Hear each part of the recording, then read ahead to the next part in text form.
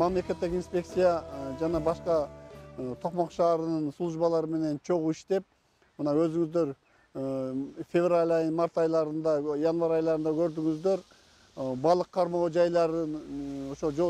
суу агып аткан каналдар тосуп алганын негизинде ошол өдөөгө жогоруга көтөрүлүп, көп кабаттуу үйлөрдүн астынан жана автобекеттин астындагы жолдордон жана болбосо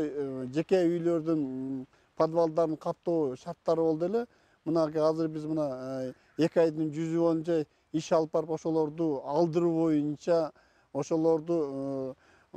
азайтуу боюнча, жерден чыккан сууну бир баягы арыктарга буруу боюнча иштерди алып барып, мына азыр жогоруда көргөнүңүздөрдөй 60-70 сантиметрге ылдый түшүп, мынакей көрүп атасыздар, балык кармаган баягы сууну бөгөп алгандарды баардыгын алдырдык. Ошонун негизинде Токмок шаарында азыр мына көрдүңүздөр, ЧС даже мына өзгөчө кырдаалдар бизге мынантип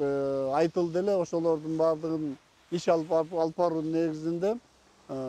биздин МТСПнын кызматкерлеринин аркылуу да мынакей 5-6 ошол жерде тосуп алган, өзүнчө тосуп алган суунундугун буруп алгандарды биз айыпка жыгып, ошол жерлерди аштыртып, мына жогоруда көрдүңүздөр суунун төмөн түшкөнүн. Кудай буюрса, мындан ары дагы мамлекеттик инспекциясы мындай күчөтүлгөн режимде ошону көзөмөл жүргүзүп турууга, ошол жердеги жергиликтүү мамлекеттик жеке ишкерлерди, жеке менчик үйлөрдү дагы мындай тосуп алуу, өз алдынча тосуп алуу, мыйзамсыз курулуштарды ошол суунун боюна курууларды токтотууга аракет кылып болгон ишибизди жасап атабыз.